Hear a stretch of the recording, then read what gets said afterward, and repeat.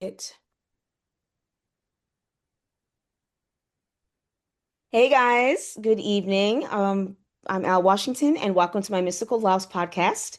I am here with author, life coach, and speaker Michelle Douglas, and we're going to be talking about her new book, psychological thriller, The Mirror.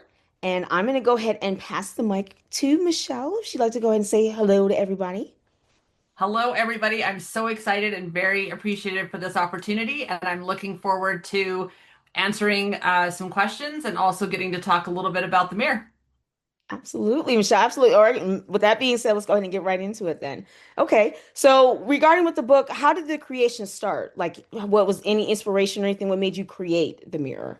It's the craziest thing that I have found with the writing process because I've been a reporter, I've written nonfiction, and now I'm in the fiction world. And it literally, most of my ideas come to me when I'm in the car, which is so inconvenient because Right. you can't stop and take notes. Right. Oh my God. So I was waiting for an appointment and I had all this kind of storyline come into my mind while I was driving. So when I got to where I was going, I opened up my notes app in my phone and just started writing Okay. like just everything that came to mind, Right. and then sort of went from there with specifically with the mirror. That's how it sort of came to be, was just this rolling around some concepts and then all of a sudden like there it was. So yeah.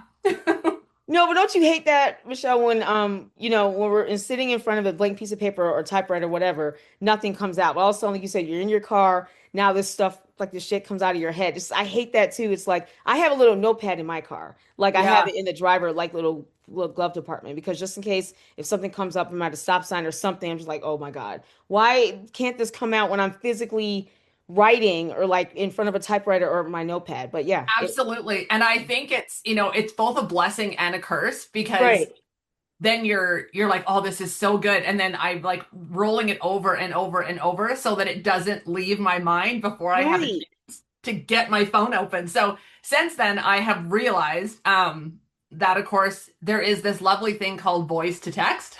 Right. So Yeah, I yeah. could speak it into my notes app and don't have to wait for those, paused, parked moments. So yeah.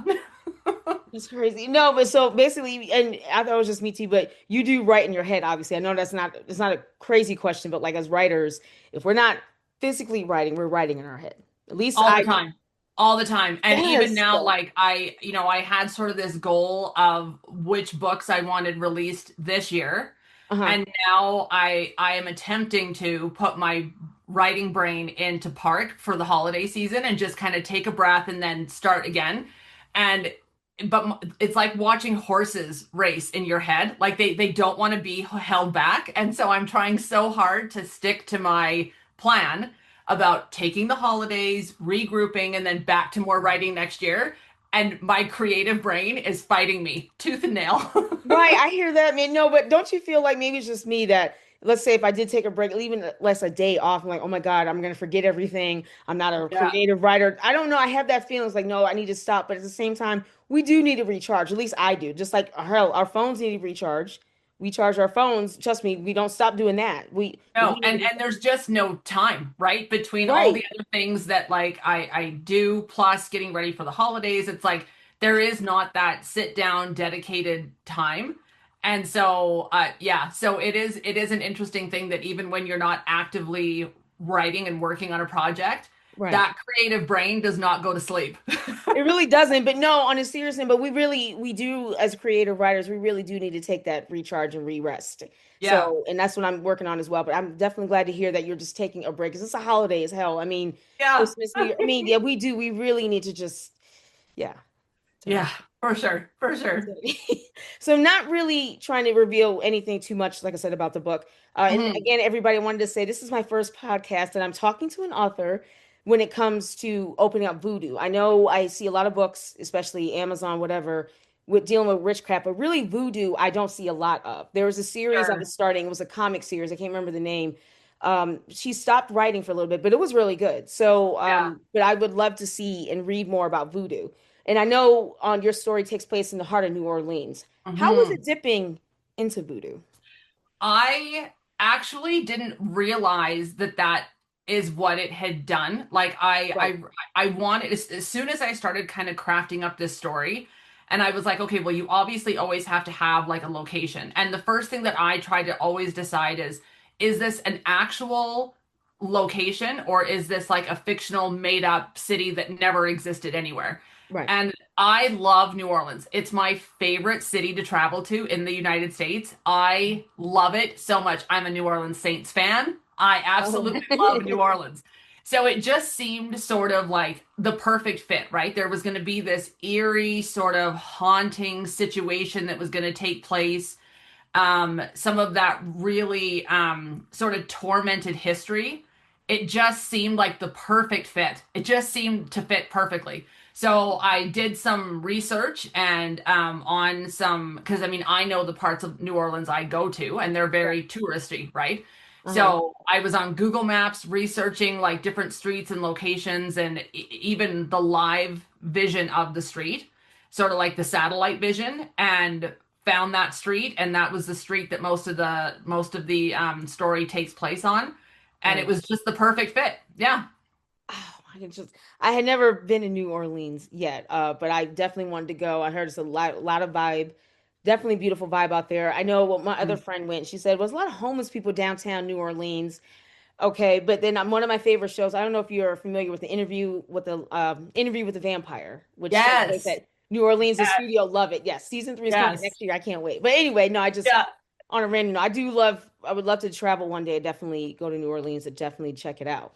Yeah, Um, it's a great city.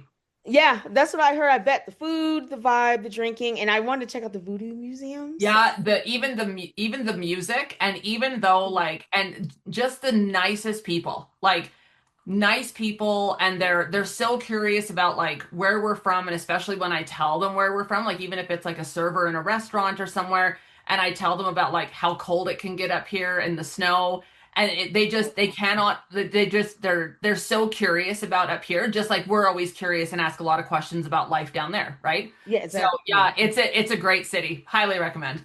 Absolutely. Okay, I appreciate it. Thank you. Definitely what's on my wish list. We'll definitely see. There you Absolutely. go. For your main character, Paige Thomas, she is Yeah. a social worker. How is that creating her? She's the one that discovers, the rituals, the voodoo, the Yeah, the name, I have found this also with my other books, even though uh-huh. they're like children's stories. The names of these characters are one of those things that pop into my head again in the car, wake up in Right. the middle of the night, and I'm like, yep, that's the name, right? Like, Right. it doesn't really mean anything. It just sort of came to be. Plus, I struggle when I read books if the characters' names are too complicated. I Yeah. feel a little bit detached because I feel like I'm offending the character if I pronounce it wrong in my head, even though Right. like they're not going to know, right? Right. So I tend to recognize in my own writing that I keep the names fairly like simple, like nothing Mhm. overly complicated. Right. And it just seemed to, as I was writing about like her job and what she was even doing on the street in the first place when she finds the house, um, yeah, again, it was just like, yeah, Paige is a good name, and I can't even really explain it. Like, it sounds so No, awful absolutely. because Yeah, no, it just sort of clicks, right? It's like, oh yeah, this is her exactly. name, this is her name, and then you kind of roll with it for a few pages, and you're like, no, that's not her name. Maybe it is her name, and then yeah, then I just kind of stick with it. So yeah, it came very easily, actually. No, and like I said, there's certain things you just can't explain. Sometimes your characters you can, some you can't. It basically the personality or the demeanor of the character, it just fits the character. That's it. Mhm. No explanation needed, but definitely, yeah, Yeah, for that. yeah. So overall, your themes that you incorporated in the mirror was guilt, grief, Mhm. dangerous, evil things that can pop up or resurface that Mhm. how would I say that we don't want to face. Yeah, So how was that experience? You don't, I mean, I know not to be technical with it, but overall, like I yeah. said, some things just pop up or things we were meant to see or were not meant to see to either make us bad or good people. Yeah, I think almost everybody, and some people are more open about it than others, everybody has something or some things, people, events that have happened in their past, and everybody kind of deals with them a little bit differently. And so, of course, some people are like right out of the gate, they deal with their demons and they're all kind of put to bed, and some people just try to run from them. and eventually they will always catch you up. Like they will resurface in some way, a Right. memory, a song, a place. You'll hear something and it'll bring it back up. And so this again, like without giving away too much, Right. you know, yeah, like that house held some secrets and some demons for the people that had lived there. And they needed rest. They needed that peace. They needed to be dealt with and put to sleep, right? So it's an interesting thing. You start kind of reflecting a little bit on your Yeah. own demons and past, and you have to kind of, not always go there, but sometimes having those types of things helps you write about them, fiction or non, right? Because Right. you've had your own battle, you've had your own things sort of go on in life, and so it's easy to sort of write about it when you know those types of things. Plus, it fit into the fact because she in the book is a social worker. It Yeah. fit quite well because Yeah. she was in that area there to do her job, which of course is caring, checking up on those types of things and sort of, taking a bit of a caregiver motherly role. Hmm. Um, and that then, of course, it put her in a position where she had to kind of face some things. So, yeah. And you're right. And overall, definitely very good. And also, I'm sure you heard the saying that other people have no problem being judgmental to other people with their demons, their fears, or whatever. But it's kind of hard to turn the mirror on ourselves. Um, Oh, yeah. absolutely. Like everybody, everybody sort of does that. And I think some people come across as, oh, well, they must have like a perfect life. Well, no, they're not open about theirs, or they're not sharing their experience, or whatever the case is. And everybody, of course, on very different levels has those things sort of in their life. But it is way easier to sort of assess other people's situations instead Yeah. of taking that look in the mirror and being like, hold on here. Exactly, because there's sometimes when I can't face myself in the mirror or whatever, crying, fear, depression, whatever. That's yeah, exactly. And I'm glad Yeah. you did do a very beautiful job, like I said, metaphorically speaking in the book that like broken glass. So that reflects that. But Mm-mm. yeah, I Yeah. love that. So Thank you. Thank you. you're welcome. But Michelle, with that being said, like what inspired you? Because I know you said you've done reporting. I've never been a reporter. I would definitely love to try that. Um, what inspired you to become a writer? And I always like to So ask. this is a great story, and I love getting asked this question because in a million years people would never think it happened like it happened. So I at the time was living in Chestermere, Alberta, which is about an hour and a half south of where I live now. Hmm. And I was it was about 12, 13 years ago, and a group of women there had done a ladies night, and they had called a medium to come and do readings, right? Okay. We had some wine, we had a medium come in, she was telling us all these things about ourselves. And so when it came to my turn, she hit the post on a couple of things, like, that I had children, and that I'd been, married, and I had moved a couple of times, and some things about myself. And then she said to me, um, you're going to be a writer. And I was like, Oh. no way. Like, there's no way. And she was like, yeah, no, you seriously are. And I was like, okay, well, that's cool. And it's a little exciting and whatever. And Yeah. I'm not even kidding you. 4 months later, I got a call from the local newspaper there. I didn't even apply for the job. They called me asking if I would write in their newspaper. 4 months later. Nice. Okay. That's So nice. I was just leaving to go on a vacation at the time. So I said, let me think about this, because I'm like, I've never done this, right? Like I have zero, no experience. And they were like, that's okay. Like you lived in the community for a long time. You know a lot of people. It was a fairly small town at the time. And I was like, okay. So I said, let me go on my vacation. I'll get back to you. Okay. So went on my vacation, came back, took the job, and then worked there for a year and a half. Uh-huh. So that's kind of where it started. And then I really did enjoy it. And then so fast forward to last September, so September 2024, and I was approached by a group of people that were doing a anthology type book, a co-author. There was 14 or 15 authors in the book, and it was all on sovereignty and freedom and survival and those types of things. Uh-huh. And so I wrote a chapter in that, and it was just the floodgates flew open. Like I got that out, and that was a nonfiction story of my own, like a story from my past, Oh, And all of a sudden, it was just like the creative fire was lit. And I think now that made a total of 8 books that have come out this year. oh, God bless you. All right. I'm talking about, yeah, machine gun over here. Okay, I like that. Very So nice. it just seemed like that domino effect. Like as soon as that gate was kind of kicked open a little bit, Yeah. I got that bug back. And now it wasn't like a reporting, it wasn't telling other people's stories. And it was then just this, yeah, they just flew out of my head and away we went. Oh my God. I like that's congratulations. Yeah, that's what I'm talking about. Okay. Thank you. Do you have a favorite author, Michelle, or a favorite story? I really like I kind of bounce all over the place. I read all the Frida McFadden. She's amazing. Like The Housemaid, like the movie's now about to come out. Like she's fantastic. Uh-huh. And of course, like there's, Jim Pattinson, like the crime novels, that type of stuff. Like, it's so funny. I wish I had more time to read, which sounds ridiculous because you Oh, would think that as a writer, you yeah. want people to buy your books and read, and so Yeah. other authors. I really kind of get into like the nonfiction stuff. So like Brene Brown, what's her name? Mel Robbins, Okay. her stuff, like their books, really, really good. So I usually alternate. I'll do like a fiction, then a nonfiction, fiction, nonfiction. And then all of a sudden I was so busy writing and publishing them and getting them out that I'm like, I should maybe read a book over the holidays. That might Right. get my energy refocused. So I know they see you saying as us writers, we do have to read. We don't have to, but still, like again, how our bodies need water, we need to read. That's like second nature yeah, to us. But I hear you. Like yeah, you said, it's not enough time in the day though sometimes. So yeah. yeah, Well, definitely and I something think to it's do. probably the same for like if actors get asked like what their favorite movies are, right? Right. Like Yeah. sometimes you're so busy doing your own thing, you forget to enjoy other people's work, and Right.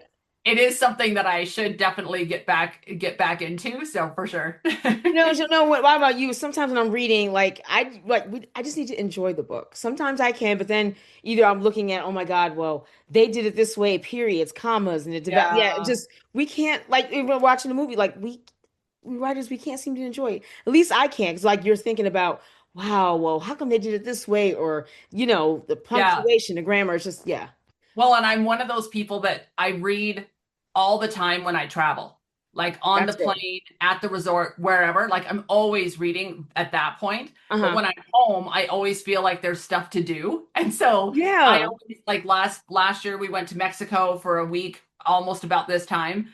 And yep, finished a book, read it. It was a great Christmas story, great book. Uh-huh. And so when I travel, I read way more than when I'm at home. Nice. So it's like, yeah, I don't just want to sit there with my tea and just relax and just escape and read my book. Yes, that's what, Yeah. yeah. Yeah, I get you. That's for that being said. So I was on your website and I also saw that you, again, like I mentioned earlier, that you are a life coach and Yeah. that you help others with, their purpose in life and their self-confidence. What Yeah. made you pursue that as well as being a life coach? So during the time that I was writing for the newspaper, of course, all of that time was spent writing other people's stories, right? And some Mhm. were very positive about things they'd done in the community. Some were about a death in the community. Some of them would be sad. Some would be happy. It was kind of a mix of everything. And so the reason that I left the newspaper was because I ran for city council in Mhm. that town and I was successful. And so I sat on city council for 4 years as a city councilor. And during that time, I realized that, my background by way of a career is administration, office management, project management, that type of thing. But where I thrived was helping people. And of course, all of the jobs basically since being on with the newspaper have been that, whether it was storytelling or then on city council, helping anything, right? Getting Yeah. someone's snow removed, getting a sidewalk done, a road built, whatever the case was, right? Mhm. So when I moved then out of city council and then I had some life changes and I moved up here, I definitely tried to figure out how to get back into that. And that seemed like a great thing. So I did take just some very, like, sort of some online courses just to make sure that I knew kind of exactly what I was doing and where life coaching stops. And then if someone was to need actual like therapy, so Hmm. that I'm not overstepping and you know when to drive them to a different direction. And then, yeah, so started doing that and just kind of helping people, especially women, find their voice, ask their boss for that raise, have conversations with their partners about what they need out of the relationship. Those things that sometimes as women we're kind of told we can't talk about because then we're Yeah. being bitchy or we're rude or we're Yeah. asking for too much, right? Mm. And so, yeah, it's sort of that was sort of the push was I've if I look back on my life, most of the work I have done in any type of industry always seem to circle back to helping people. So it's sort I of hear been a that. lifelong thing. And I volunteer, I give back. I'm currently even volunteering at the one of the local high schools here. I'm a basketball coach. So volunteering and giving back's always kind of been a fairly good sized piece of my core makeup. So yeah. No, and when you mentioned that, when you said you help women, we speak our mind that we're, like you said, bitchy or witchy, or Yeah. we can't, don't overthrow the man. Like we need to know our place, like a Stepford wife or something that it would Yes. threaten the man. But no, if we're sticking up for ourselves and standing up for ourselves, that seems to Yeah. be an issue. So yeah, I'm glad you brought that up because that's still Yeah. an issue. Like I said to this day, like, oh, well, Sure. you're this and that. I'm like, no, that no. No, I'm just, yeah. And I find like it, I've had women as recently as weeks ago say things like, okay, well, what is your goal? Because in our discovery call, that is what we talk about. Why are you, Right. why are you here? What made you reach out now? Like, what do you need? Right? Tell me what you need. And it was a lot of, well, I've been in the same position at my job for X amount of months, years, whatever. And I don't know how to ask for that promotion, that raise. People around me are bypassing me. So still in 2025, like it is a thing. It is a thing. Yeah, or like if they ask for something, like have the courage to speak up at either their significant other, get mad at them and break up with them. Is that the fear that Yeah. they have? Do you mind me asking? Like, you don't have to go into Oh detail, but yeah. like, No, it is. It's right, it's the couple of examples at the top of my mind because they've been recently have been workplace and relationships. Like people just afraid to, I need this or I need, help with, things around the house and they don't know. Basically all I do is sort of one give them the space to say it how you want to say it, like come right, at me like you're talking to that other person, and then exactly, let's sort of craft a way that you can say it and approach it without it coming off aggressive, but making right, sure that you're assertive and getting your point across, right? So, absolutely. yeah. That's something. Yeah, that's something. Good luck with. Yeah, I hear that. Still, like you said, still an issue to this day To in this this age. day, And yeah. while we're going into the new year, it's still going to be an issue in 2020. Oh, it sure is. Yeah, Oh yeah, yeah. it doesn't stop. So, but I guess from on the aspect, some people, I guess some women don't want to be alone or feel alone. They go, well, Mm, it's hard to find a good man, or et cetera, et cetera, and I don't want to upset yeah. him. Yes, it's a damn shame. You still have to have that Well, mindset. and the justification, like, well, but he works hard. Well, but he does this. Well, but he shovels the walk when it snows. Right. Okay, great. Awesome. B, are you appreciative of that? Yes. Do you tell him? Yes. Okay. When was the last time that he thanked you for doing the dishes or you going to work or whatever? And yeah, crickets. They got no answer. Like, I hear that. Oh my God, good luck. God bless them for that. Good luck with, yeah, that's woo, still an issue. Hope they'll yeah. get better. But Michelle, do you have any tips or pointers for writers in general, um, or for those who initially just want to break in and again they're afraid to Mhm. speak their voice or create their voice? Yeah. Honestly, do it. Like, I'm not even kidding you. If I could go back and tell younger me, because I just turned 50. Oh God. So if I could go back and tell even 30-year-old me, write the book. Write the book. It doesn't matter if people don't like it. Who cares? Like, write the Right, book. Maybe it'll sell one copy. Maybe it'll be a bestseller and you can retire. Who cares? Right. right. And I think that's still such a fear. Like, well, what if people don't want to read it? Well, what if people don't? Who cares? Who cares? And don't spend a lot of money. So I self-publish on KDP, so with Amazon, so through Kindle publishing. Hmm. I mean, you're writing it on your own computer, so short of buying a computer, that's not costing you anything. Right. And full disclosure, I never use AI for my text or the stories, Right. but for the artwork, I do because Okay. don't pay an illustrator. Like, and nothing against illustrators, but if you're Right. just starting out, they're expensive, right? Yeah. So try to just save those like costs for yourself and put out one or two. Maybe it flops, maybe it doesn't. You'll get some feedback. You'll get, you'll find a spelling mistake on page 5 when it goes to print, and you'll be like, oh no, it's okay. It's okay. That's And right. just honestly, just take that first step. Like that would be my biggest, if I could give younger me some advice, is don't let all those excuses stand in the way. Just write until your heart is content and put them out there. Put them out there. Someone will read it. At least one person will read And it. I hear that. Right? But what about Michelle, what about an editor though? I know, do you guys have you have your different feelings on it getting an editor?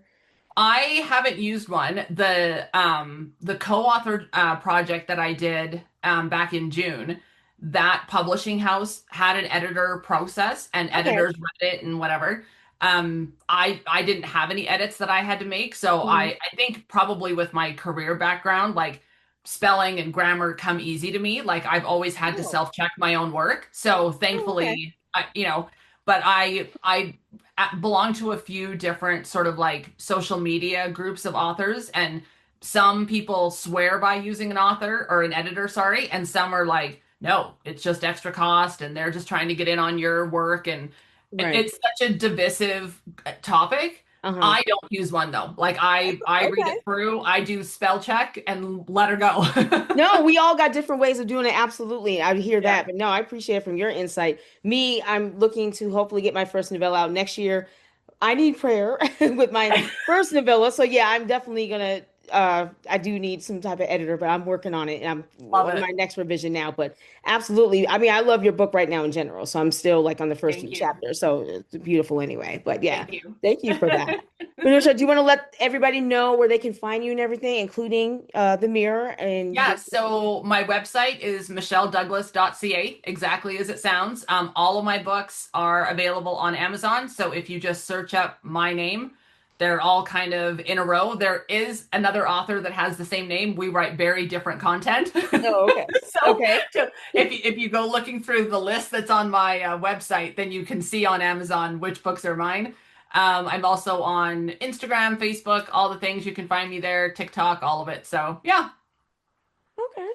I appreciate it. No, Michelle, thank you very much for coming on, taking the time out. I really definitely do appreciate it. And Thank guys, you. you're very welcome, guys. And thank you again for hanging out with me and Michelle.